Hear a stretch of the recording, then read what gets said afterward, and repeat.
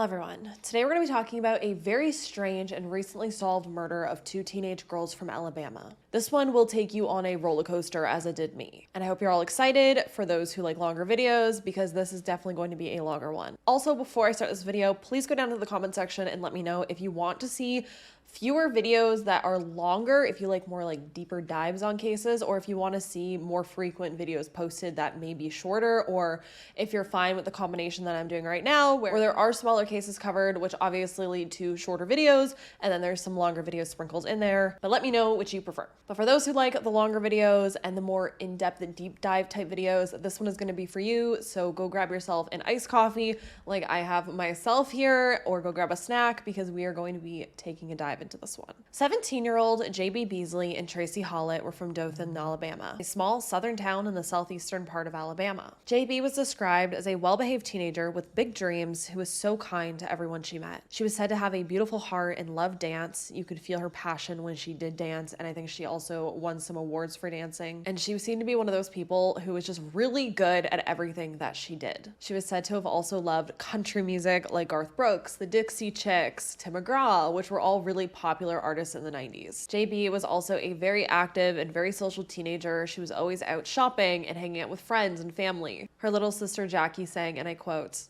"I remember a time when a friend of mine was being bullied at school and it really bothered me. So I asked JB what she would do about it. She told me to always stick up for my friends, and then if it was her friend, she would have done something about it." End quote. Her other younger sister, Jo Beth, also said that the number one thing she learned from JB was to never be unhappy. Her cousin Lindsay would also recall that one of her fondest memories with JB was binge watching the Jaws series. Apparently, it was one of their favorite movie series, and they specifically loved the first movie. Now, JB's best friend was 17-year-old Tracie Hawlett. Now, sadly, I couldn't find as much about Tracie as I did JB. JB's family just seems to be a lot more outspoken about their loved one, whereas Tracie's family I didn't see had many interviews. But from what I did see, Tracie was described pretty much just like JB was, which isn't surprising to me considering they were best friends. Tracie was also said to be so kind to everyone. She was sweet, loving, she was a good student, and she had a job at JCPenney that summer. Tracie also wanted to be a doctor and a missionary. Growing up, her father was a police officer in Dothan, but tragically in 1987, he would end up drowning when Tracie was just a child. It was also said that JB and Tracie were inseparable, and as you can see, there are so many photos of them together, and they always looked like they were having fun and that they were so happy. July 31st of 1999 was JB's 17th birthday, and the two girls actually had plans to celebrate at a field party in Headland, which was a small town about 10 miles north of Dothan,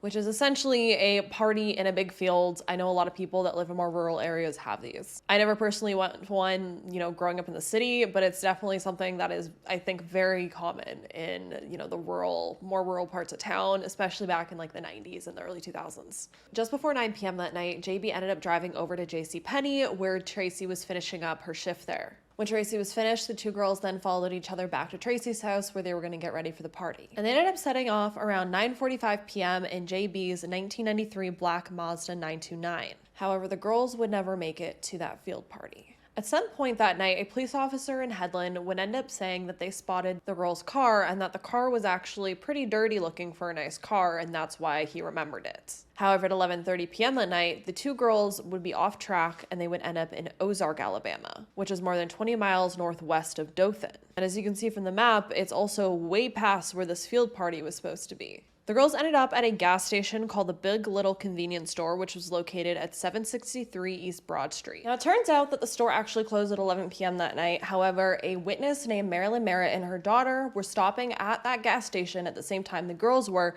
and they were looking to grab a soda. So the mother and daughter ended up running into JB and Tracie. According to Marilyn, the two girls ended up asking her for directions to the U.S. Highway 231. Which would end up taking them the 20 miles back southeast to Dothan. Marilyn and her daughter would later tell police that JB's car looked spotless, the girls looked clean, and nothing looked amiss with them. Just two teenage girls that got lost and needed directions to head back home. After this, the two girls ended up using a payphone that was located on the far right end of the store to call Tracie's mom, and Tracie ended up letting her mother know that they'd actually gotten lost and they ended up in Ozark, but they were heading back home. Tracie's mother, Carol, would be quoted saying, and I quote, "Nothing was wrong in Tracie's voice. It was, 'Mom, I love you. Be home soon.'" End quote. Marilyn and her daughter would report seeing Tracie and JB get back into their vehicle, make a right, as Marilyn had directed them to get back to the highway, and that was the last last time anyone would ever see or hear from the two girls again. By 8 a.m., when neither girl returned home, both of them would be reported missing. It wouldn't be long before Ozark police would end up finding JB's Mazda parked on Herring Avenue, which was less than a mile away from the gas station, and it was also a very rarely traveled rural road. So it was really odd that their vehicle would be out of the way over here. It was nowhere near the highway. There was no reason for them to have been on this road. However, police would initially say that nothing seemed out of the ordinary with the vehicle. There were no obvious signs of foul play. There was no damage to the vehicle to show it had been forced off the road or been in a car accident. No one had any idea why the girls would have stopped there, let alone so soon after leaving the gas station when they were supposed to have been heading home. The car was, however, said to have been muddy. It also was almost out of gas despite the girls filling it up earlier the day before. The driver's side window was also rolled down a few inches and all of the doors in the vehicle were unlocked. The vehicle was also said to be dirty, which is strange because according to Marilyn and her daughter, the witnesses at the gas station the night before, they claimed that the vehicle had been clean when they seen it. However, the police officer that was in Headland, who would have seen the vehicle before Marilyn, had claimed that the vehicle was dirty. So which is it? It's very confusing. There's this back and forth whether the car was clean or if it was dirty. But in the end,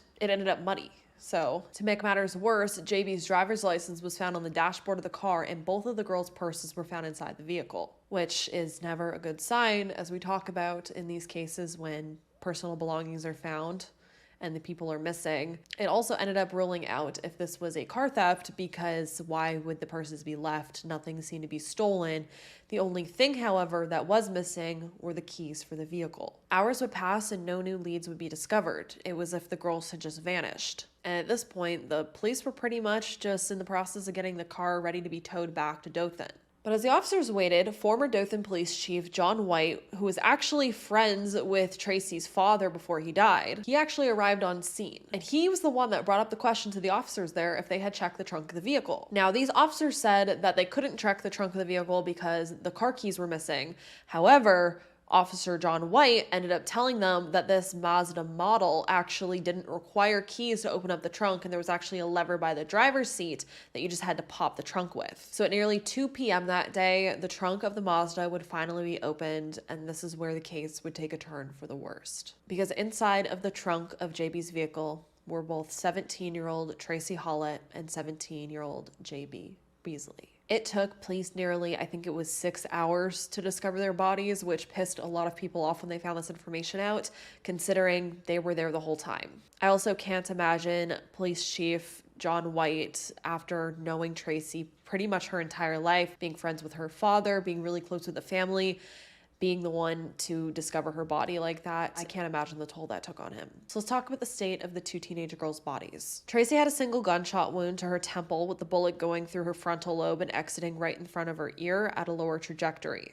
Her New Balances were said to be covered in mud, she had a scratch on her arm, and there were briar thorns on her pants. A 9mm gun casing would be found on her leg, and it appeared she had been stuffed into the trunk first. JB also had mud on her shoes, and she had a gunshot wound to her right cheek from a higher angle, causing the bullet to fatally damage her spinal cord and exit her upper neck. Both girls were said to be shot at intermediate range, close enough for gunpowder from the bullets to show up as dots on their face, which I think is called stippling, if I'm not mistaken. For the evidence recovered, the girls were said to have been shot with 9mm bullets that came from either a High Point, Lorcan, or Stellard Arms weapon. Now, in addition to the bullets, 11 spent cartridges were found and taken into evidence. One case was a Remington brand 9mm cartridge found in the trunk of the car. However, the examination states that the cartridge was not fired from the same weapon as the other cartridges that were found. Meaning, is there a possibility that there were two different guns? It also makes me question, why were there 11 spent cartridges found when both girls were only shot one time each? Very odd. Now, both girls' pants were also said to be wet below the knees, which also is a huge question. Why were the girls wet? Why were they muddy? Why was the vehicle muddy? It's just really odd. Autopsy would, though, thankfully confirm that neither girl had been essayed. The medical examiner's findings stating, and I quote, "No external injuries were present. Internal examination reveals a normal ovaries and tubes with secretory endometrium," end quote. There were also no traces of drugs or alcohol in the girls' systems, which would make sense if, they didn't get to the party. The only other evidence at this point that law enforcement would get was a palm print that was taken from the hood of the trunk. But according to law enforcement, they had a lot of evidence that they collected. And it also seemed from everything that investigators had determined that the girls had not been killed in the area where the car was parked. So who would have done this to these two beautiful, loving, caring teenage girls? And what would the motive be? As I had just said, robbery was very quickly rolled out considering the two girls' purses were still there inside the car, and all that was missing was the car keys. But here's where things would start to get interesting. 2 months later, the state crime lab would report that semen had actually been found on JB's bra, panties, and skin. I also seen later it was mentioned that it was found on a sweater. And this was a huge break that everyone thought would immediately lead to an arrest. Now, this was also kind of confusing because it's also reported that the girls were not SA'd. And from everything I seen, there was no semen found inside of the girls. It was just found externally on JB. However, the DA would end up going on to say, and I quote, "You have to assume it's a sex offense or at least came out of a sex offense," end quote. So then it's like, which is it? But I guess it could still be sexually motivated without it being an SA. But police would later say they were SA'd, but there was no evidence to show they were SA'd. So it's going to get really complicated. Now, we can't talk about this case without talking about Johnny William Barentine. On the night that Tracie and J.B. ended up getting lost in Ozark, a 28-year-old mechanic named Johnny Barentine would be leaving his home to buy milk for his 2-year-old son. He lived at 110 Young Avenue, which is only 0.8 miles from the crime scene, with his wife and his toddler. According to his wife, Johnny didn't return home until 1 a.m. that night, even though he was supposed to just be going down the street to get some milk quick. And when he did return home, he looked visibly upset, saying to her that he'd been hit by a black truck with a Dothan tag near Herring Avenue. Herring Avenue being the street where the girls were found dead. Now, as days passed and news of 2 teen girls being found dead in the trunk of their car started to spread around the town, Johnny started to tell people that he might know something about the murders and that he might know who had done it. And a friend of Johnny's named Leon Jordan ended up convincing him to go to authorities with this information. On September 1st, which was about a month after police discovered JB and Tracie dead inside of the trunk of their vehicle, Johnny would end up conducting a video interview with police. It said that during this interview, Johnny would end up telling 6 different versions of his story, and he ended up placing himself at the scene of the crime. In one version, Johnny ended up saying that he only seen a black truck speeding away from the area where the girls were later found dead. In another version, he said he picked up a tattooed man that he didn't know, and then the two ended up driving over to the Chevron gas station, which was the gas station at the Big Little convenience store. Johnny said the man then got out of his vehicle and got into the Mazda with the, and I quote, "the dead girls," and Johnny was told to follow them. This unknown man led them all to Herring Avenue, where the girls were forced to get out of their car. Johnny then said he heard 2 gunshots, and then the man returned. He then said he gave this unknown man a ride from the scene and then returned home that night. Law enforcement saying, and I quote, "Relayed to us about getting the girls out of the car. One of the girls ran. The girls were combative. The individual placed the girls in the trunk. The shots were fired. The gunman came back to the car. Something was in his hand. He drove the gunman out of the city and then returned home," end quote. Which seems to be extremely detailed, in my opinion. Now, in another version of events, Johnny ended up finally revealing that this unknown man was actually his neighbor, which I don't know why he wouldn't just start with that, because that means he's not an unknown man then, if he was his neighbor. You think you kind of know him then. So you can see how all of this would look really suspicious and really strange. And police would believe so too, because they would end up arresting Johnny and naming him as the prime suspect, as well as charging him with 2 counts of capital murder. However, if this was the truth, the video would be over now and I would be doing my closing. Despite police thinking that this was a easy, close and done case, that the killer had walked himself right into the handcuffs, there were actually a lot of issues with Johnny's confession. The neighbor Johnny claimed that he had drove around that night, that had murdered the 2 teen girls, actually had an alibi. And we also have to remember that semen was found on JB. And as far as I've seen, Johnny and possibly this neighbor were tested against the DNA from that semen, and neither were a match. So that was kind of a big issue now. In the end, Johnny would end up saying that he made everything up because he wanted to get the reward money and that police had essentially coerced him into a false confession, which police at the time were under a lot of extreme pressure to solve this case. It was a huge story everywhere in the surrounding towns there. Everyone was talking about it. Everyone was really upset about these 2 teenage girls being found dead. And, the police were under pressure to solve the case, and this guy comes waltzing in saying, you know, he did it, or at least he knew who did it, I could see how a false confession could happen. Now, there wasn't just Johnny, there were actually also multiple other suspects and theories throughout the years. First, we have the man from Michigan. This unnamed man from Michigan was actually at a party near the crime scene the night of the murders, and he allegedly can't recount 3 to 4 hours of his time that night, which is a little sketchy, if you ask me. This man also ended up skipping out of town and going back to Michigan about a couple days after the girls were found dead. However, despite the strange circumstances with that, as far as I've seen, his DNA did not match the semen found. Then we have the driver in the white pickup truck. During the time that Tracie and J.B. were at the gas station, a white pickup truck was actually captured on surveillance. And this white pickup truck was parked at one of the pumps of the gas station. However, records would show that no purchases were made at the pump, and the gas station was closed, so it's not like the guy could have went in and paid cash for gas. So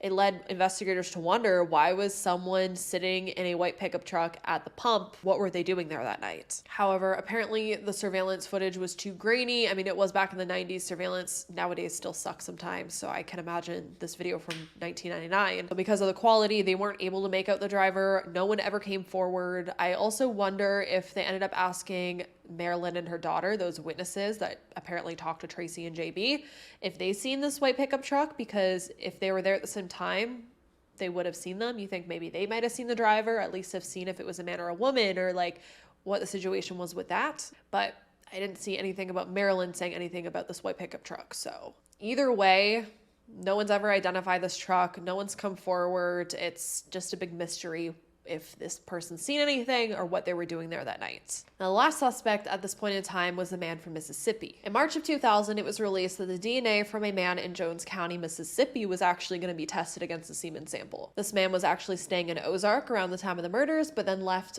once again, like the other guy from Michigan, just a couple days after the girls were found dead. But as far as I've seen, nothing came of this either. As the years passed on, investigators conducted over 500 interviews, overworked forensic experts, and tested the DNA of more than 70 potential suspects. However, nothing ever came of any of it, and the case started to go cold, it seemed. In an even stranger twist, a 53-year-old woman named Rena Crum, who actually volunteered at the police department, would come forward and testify during a hearing that the police were actually involved in the girls' deaths and that this was a huge cover-up. Now, she would later come out and recount her statement saying that she lied, but we will talk about that whole theory a little bit later. Now, it wouldn't be until 20 years after the girls were found murdered, in 2019, when out of the blue, there was a break in the case thanks to genealogy DNA testing, much like we've seen in the Golden State Killer case and a lot of other cases that are starting to come out. And after decades of waiting for justice, the person who matched the DNA sample turned out to have never been on police radar and who allegedly at the time people thought had no criminal record. And that person was 45-year-old Coley McCraney, who would end up being arrested and charged with the R word and 5 counts of murder. Now, Coley was a resident of Dothan who had a family.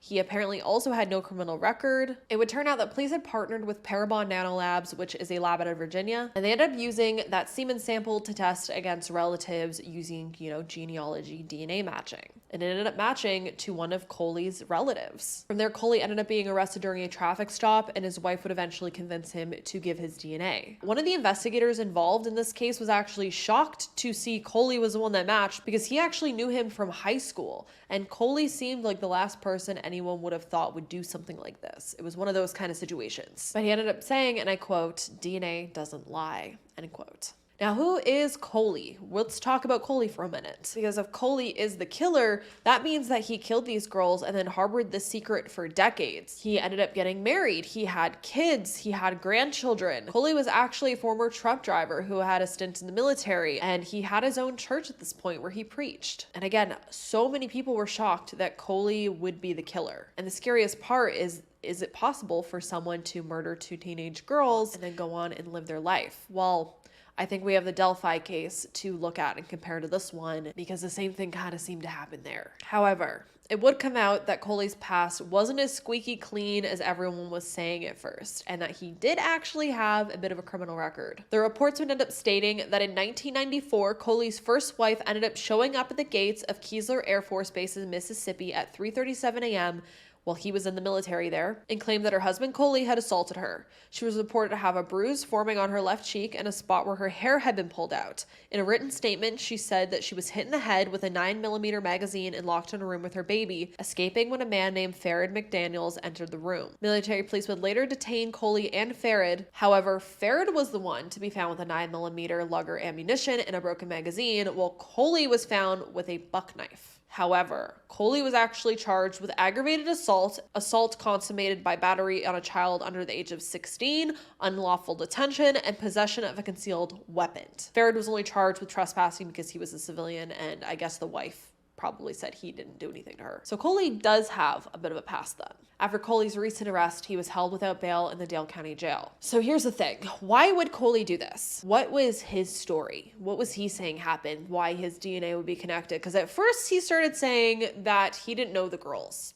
He never met them. He didn't know who they were. However, he would change his tune. And a lot of people are saying that they think he initially lied about knowing the girls, even though he would later claim to have had a relationship with one of them, was because it was the 90s in a small southern town and he was a black man and she was a white girl. Essentially saying that it was basically a death sentence to him to admit that he had involvement with her. But let's talk about Coley's versions of events from that night. According to Coley, during his trial, he took the stand for his own defense, saying that he had previously met J.B. at the Wiregrass Commons Mall almost 2 months prior to the murders, and that the two had planned to meet at the Ozark gas station at 10 p.m. on July 31st of 1999.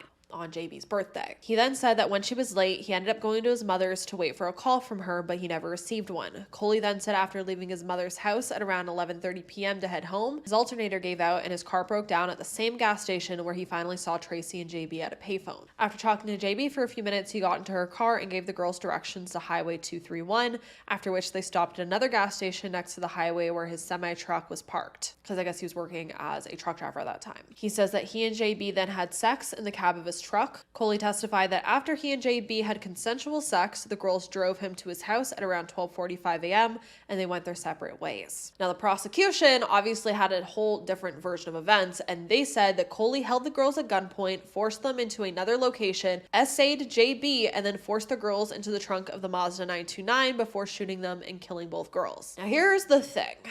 I've seen a lot of people are skeptical if they caught the right killer. And I always want to play devil's advocate with situations like this. And this is one of those cases that has left me with so many questions that are unanswered. Because in the least disrespectful way possible, I think there could be a very, very, very small possibility that Coley's story could be true, or at least believable. And that's because the straight fact that there is no evidence other than the semen DNA sample, and there's allegedly even issues with that. We have to keep in mind that according to the medical examiner themselves, there were no signs of SA on either girls. However, Coley was being charged with the R word. And on top of that, according to the expert witnesses, the evidence they had could not prove that he SA'd the girls. Now, the only evidence they have is this DNA, but it was all externally found. It was on her bra, her panties I seen, and on a sweater as well. However, the sweater was nowhere to be documented as far as I seen. She was found wearing a blouse and blue jeans, so a lot of people ask where the sweater came from. I've seen speculated that maybe the sweater was just in her vehicle because teenage girls sometimes have,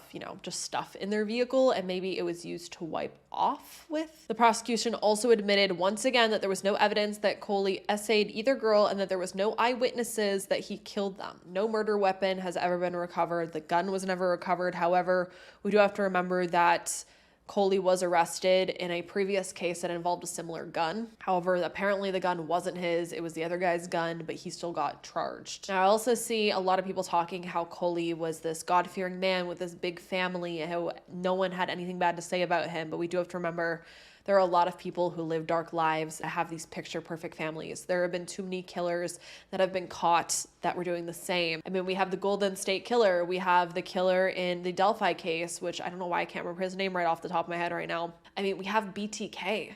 He was doing horrendous things and had this picture-perfect life going on. So I don't think having this picture-perfect life is enough to say someone isn't bad. But this is one of those cases where I am wondering, is there a possibility that Coley could be telling the truth? Could he have ran into these girls because it was a small town and, things played out as he said? But then we have to remember there was that woman, Marilyn, that was a witness with her daughter that claimed to have given JB and Tracie directions. She never said that another guy pulled up and talked to them and, went off with them.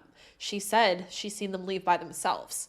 But then we also have this white truck that was at the gas station that night that also no one really talks about. Like Marilyn, I've never seen any statement that Marilyn made about this white truck. So where did this white truck come from? It was on the surveillance, so it was clearly there. It makes me wonder if there's a possibility that the girls weren't going to a field party that night and maybe they lied about it because JB wanted to go see an alleged secret boyfriend, which maybe was Coley. But then that makes me wonder if they were going to meet up with Coley, why didn't they use the payphone to call him then? Because he claims he went and waited for a phone call that he never got. Why would Tracie call her mother saying they were lost and coming back home? If it makes me wonder if Coley's story was true, is there any evidence that he ever met her at that mall? Like, did JB ever write in a diary entry that she met Coley, or did she ever confide in a sibling or a friend? Is Coley's mother alive to vouch, or can someone vouch for his whereabouts that night? I'm the first one to say that Coley's DNA being the only DNA on the girls' bodies, and then they're found dead the next day, is really, really bad looking for him. But it also bothers me that there's literally no other evidence that come out to connect him to this. No fingerprints, no other kind of DNA samples, no hair,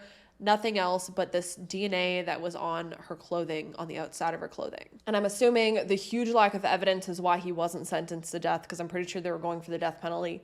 And that's why he's only getting life without parole. I don't know, this case just confuses me so much. Like, in the least disrespectful way, is it so out of bounds to say that two teenage girls wouldn't want to go meet up with, a secret boyfriend, especially if it was someone that her family wouldn't approve of her being with or she shouldn't be seeing. Now, I say that very lightly because when you really look at it, Coley was actually 25 years old at the time of all this happening, and the girls were only 17. So at the very least, Coley admitting to having sex with JB, in my opinion, makes him a pedophile. Some people might disagree with that because people back in the day like to argue age gaps, and the age gaps were more of a thing back then. But in my opinion, a 17 with a 25-year-old is a no-no. And at the very least, that was extremely inappropriate, if not making him, a sex offender. But these were good girls. I don't think they would have lied. But here's the thing that we really have to consider at the end of the day. A lot of people think that they might have arrested the wrong person in this case and charged the wrong person in this case. But we do have to consider the circumstances and how the stars would have had to align, that the fact that if they did meet up consensually, Coley and JB did have some consensual thing going on. I say consensual lightly because of that age gap. But if they did have some consensual thing going on, the fact that that happened that night and then he left them and they were met by foul play by some other evil person lurking in the dark that night, like directly after he had contact with them, it just seems too complicated in my opinion. And usually the simplest answer is the right one. It just seems too complicated that he would have met up with them that night and then just moments later someone somehow murdered them. So is that impossible though? No, I don't think it's impossible. So when you really think about it, it's not that surprising that in April of 2023, Coley, who was now 45 years old, was sentenced to life without prison without the possibility of parole for the murders of Tracie and J.B. However, Coley and his legal team are now fighting for a new trial due to jury misconduct. And I think this case really bothers me because what was the motive in all of this? Why would Coley's semen be found on J.B. if she wasn't essayed? And then why would he murder her? Why would he murder her and her friend? And then usually people like that reoffend, not always, but you think that there would be more offenses that you'd find, more people to say something about him. Again, there are a lot of other cases where that's not the case either. And maybe there are other victims out there that just haven't come forward or haven't been discovered that we don't know about. But I don't know how common it really is from someone to jump from a DV case to murdering two teenage girls. Because, we see this DV case he had with his ex-wife. But I also really wonder, one of the biggest things that stumps me in this case is how these girls got pulled over. How did Coley get Tracie and J.B. to pull over on the side of the road? How did he gain access to their vehicle? This case reminds me a lot of a case that Stephanie Harlow and Derek Levasseur are covering on their podcast Crime Weekly right now, and that's the case of Michelle Lawless. She was also found shot dead inside of her vehicle, and it's still a mystery to this day who killed her, let alone how she got stopped on the side of the road. Why did she stop? How did she get stopped? If the girls were heading home because they were lost and they didn't know Coley, why would they pull over on the side of the road or stop for some strange 25-year-old man? That's the one thing that gets me in this case. How did he stop them if he is truly the killer? He is convicted as their killer, but how? What is the motive here? None of that was ever determined. Now, there are still a lot of theories in this case. And again, as I said, a lot of people don't believe that the police had the right killer.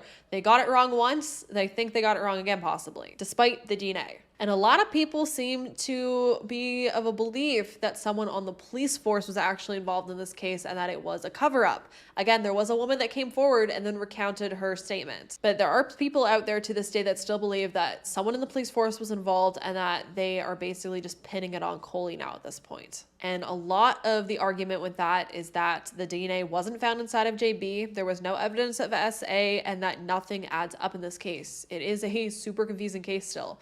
Even though they have an arrest and a conviction, there still are 6 billion unanswered questions. And again, there's not really evidence besides the DNA. Honestly, if some kind of police officer was involved, it would make the most sense of how these girls got pulled over on the side of the road. Someone posing as a police officer could easily pull over 2 teenage girls. It wouldn't have been hard to do that. I also did some research and read that the most common police officer's pistol is a Glock 22, which has the possibility to shoot both 9mm and 40 caliber ammunition. And we do have to remember, they were looking for a 9mm gun in this case, and that's what they said killed the girls. And there were also 2 different kinds of ammunition found. So that's really odd. We also have to remember that JB's license was found on the dashboard of her car. Why would her license be there? Unless a police officer approached her car and asked her for her license and registration possibly, and told her to put it on the dash. Now, if we also go back all the way to the beginning with these witnesses that came forward,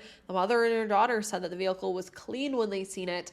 However, there was a police officer who claims to have seen the girls before Marilyn and her daughter and said the vehicle was dirty. So why would he say the vehicle was dirty if it was clean and then dirty again? Unless this officer maybe allegedly had something to do with it. And he was saying the vehicle was dirty because he was involved and the vehicle was dirty when the vehicle was found. So you get where I'm going there. Maybe this officer slipped up.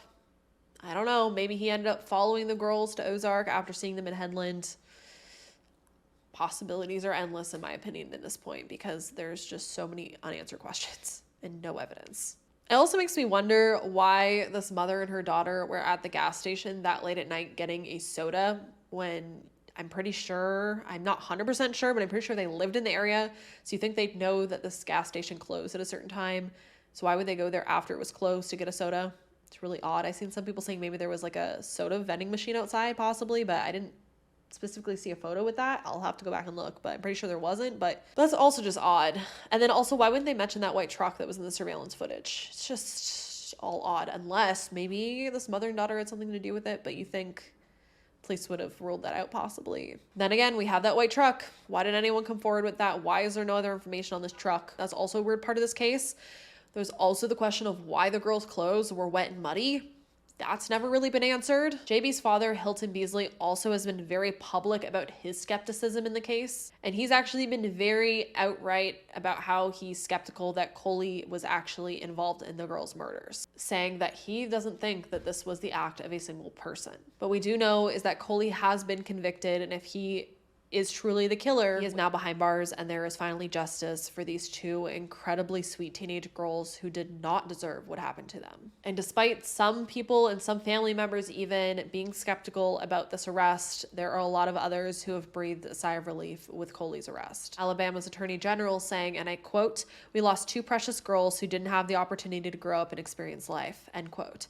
Tracie's mother saying, and I quote, "I think the hardest thing that we've gone through is holidays with an empty chair that Tracie should have been in. I wake up and I hear her screaming. We haven't slept all night in almost 20 years. I don't care how many times a night I wake up, Tracie's on my mind," end quote. But what I do want to know is, after hearing everything in this case, what do you think? Do you think they caught the right person? What do you think happened that night? What is your theories in this? Because in my opinion, this case, despite being quote unquote solved, there's just so many unanswered questions. And these cases where someone is last said to have been driving but then is found dead in their vehicle really, really get to me, because how do they get stopped? It seems like that's the biggest problem with these cases. No one could ever figure out how these people get stopped and then murdered. And then also, if these are strangers involved in this, how does someone just plan to randomly try to stop someone and then murder them? You never know who you're stopping then. You never know the situation. You never know if they have a weapon or if they're going to just drive away. Like, you could get caught so easily. It's so weird to me that Coley, if he didn't know them, one, how did he stop them? And two, why is he just wandering around trying to stop people at night? Like, it just seems too complicated to me. You think that that would be something you need to plan, but clearly it happens. And clearly something happened here because these girls were stopped and they ended up murdered. And clearly Coley was with them that night at some point. So either way, it's just so confusing, but I want to know how you all feel about it.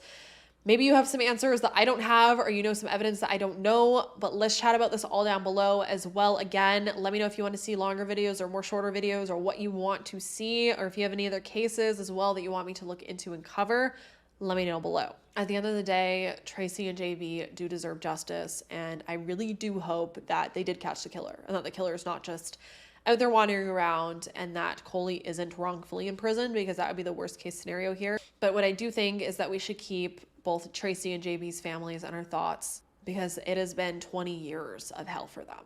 And hopefully it is finally over now. Again, let's chat about this down below. And as always, I hope you all stay safe out there, lock your windows and doors, and I will see you in the next video.